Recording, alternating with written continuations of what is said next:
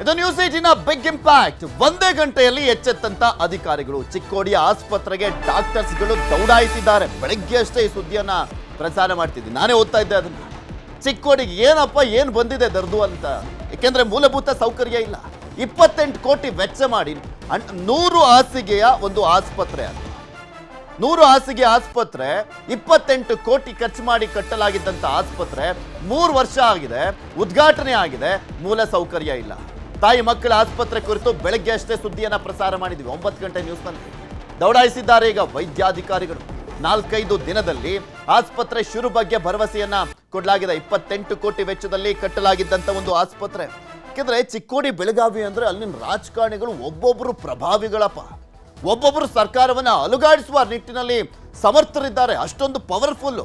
ಆದ್ರೆ ಒಂದು ಆಸ್ಪತ್ರೆಗೆ ಸರಿಯಾದಂತ ವ್ಯವಸ್ಥೆಯನ್ನ ಮಾಡ್ಲಿಕ್ಕೆ ಯೋಗ್ಯತೆ ಇಲ್ವಾ ಅಂತ ಅಲ್ಲಿನ ಜನ ಬೈತಾ ಇದ್ದಾರೆ.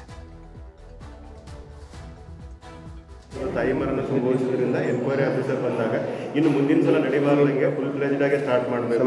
ಅದಕ್ಕೆ ಮುನ್ನೆಚ್ಚರಿಕೆ ಕ್ರಮಗಳನ್ನು ಒಂದು ಜಿಲ್ಲಾಡಳಿತ ಮತ್ತು ಜಿಲ್ಲಾ ಮಟ್ಟದ ಅಧಿಕಾರಿಗಳು ಕೂಡಿ ಕೆಲವೊಂದು ಏನು ನಮ್ಮಲ್ಲೇ ಇನ್ನೂ ಆಗಬೇಕು ಅಥವಾ ಕೆಲವೊಂದು ಅಲ್ಲಿ ಆಗಿದ್ದಂಥ ಹಾಸ್ಪಿಟಲನ್ನು ಇಲ್ಲೇ ಪೂರ್ತಿಯಾಗಿ ಶಿಫ್ಟ್ ಮಾಡುವಂಥ ಮುನ್ನೆಚ್ಚರಿಕೆಗಳನ್ನು ತಗೊಳ್ಳೋ ಸಲುವಾಗಿ ಅವರು ಆದೇಶ ಮಾಡಿದರು.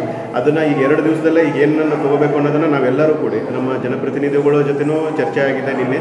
ಆಮೇಲೆ ಇವತ್ತು ನಮ್ಮ ಎಲ್ಲ ತಾಲೂಕಾ ಮಟ್ಟದ ಅಧಿಕಾರಿಗಳನ್ನು ನಾವು 3 ಜನ ಕೂಡಿ CM ಅವರಿರ್ಬೋದು ಅಥವಾ MCH ಡಾಕ್ಟರ್ ಇರ್ಬೋದು ಅಥವಾ ನಾನು ಕೂಡಿ ಇಲ್ಲಿನೂ ಚರ್ಚೆ ಮಾಡಿದ್ದೀವಿ. ಇದನ್ನು ನಾವು ನಮ್ಮ ಜಿಲ್ಲಾಡಳಿತ ಮತ್ತು ಜಿಲ್ಲಾ ಮಟ್ಟದ ಅಧಿಕಾರಿಗಳಿಗೆ ನಾವು ತಲುಪಿಸ್ತೀವಿ.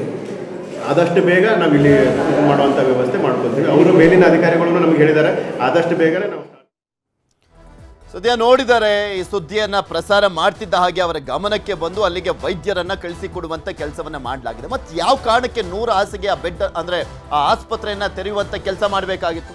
ನಿಮಗೆ ಮೂಲ ಸೌಲಭ್ಯವನ್ನ ಕೊಡುವಂತ ನಿಟ್ಟಿನಲ್ಲಿ ಆಗ್ತಾ ಇಲ್ಲ, ಅನುದಾನ ಸಿಗ್ತಾ ಇಲ್ಲ, ಯೋಗ್ಯತೆ ಇಲ್ಲ ಅಂದ್ರೆ ಅನ್ನುವಂತ ಪ್ರಶ್ನೆಗಳನ್ನು ಕೇಳಿದ್ವಿ. ಫೈನಲಿ ಅಲ್ಲಿ ವ್ಯವಸ್ಥೆಯನ್ನ ಮಾಡಿಕೊಡುವಂತ ಕೆಲಸವನ್ನ ಮಾಡಲಾಗ್ತಾ ಇದೆ. ವೈದ್ಯರನ್ನ ಕೂಡ ಕಳಿಸಿಕೊಡಲಾಗಿದೆ. 100 ಹಾಸಿಗೆಯ ಆಸ್ಪತ್ರೆ ಕ್ಲೋಸ್ ಮಾಡ್ಕೊಂಡು ಹೋಗಿದೆ. ಒಂದು ಸಾವಾಗಿತ್ತಂತೆ, ಮೂಲ ಸೌಕರ್ಯ ಇಲ್ಲದಿರುವಂತ ಕಾರಣಕ್ಕೋಸ್ಕರ ಅಲ್ಲೊಂದು ಸಾವಾಗಿತ್ತು, ಬಾಣಂತಿ ಸಾವನ್ನಪ್ಪಿದ್ರು. ಸೊ ಈಗ ಎಚ್ಚೆತ್ಕೊಂಡಿದ್ದಾರೆ. ಕನ್ನಡಿಗರ ಮೆಚ್ಚಿನ ನಿಮ್ಮ ನ್ಯೂಸ್ 18 ಕನ್ನಡ ಈಗ ವಾಟ್ಸ್ಆಪ್ನಲ್ಲಿಯೂ ಲಭ್ಯ. ಕರ್ನಾಟಕ ಮತ್ತು ದೇಶ ವಿದೇಶದ 360 ಡಿಗ್ರಿ ಸುದ್ದಿ ವಿವರವನ್ನ ನೀವು ನಿಮ್ಮ ಕೈ ಬೆರಳುಗಳಲ್ಲಿಯೇ ಪಡೆಯೋದಿಕ್ಕೆ ಈ QR ಕೋಡ್ ಅನ್ನ ಸ್ಕ್ಯಾನ್ ಮಾಡಿ.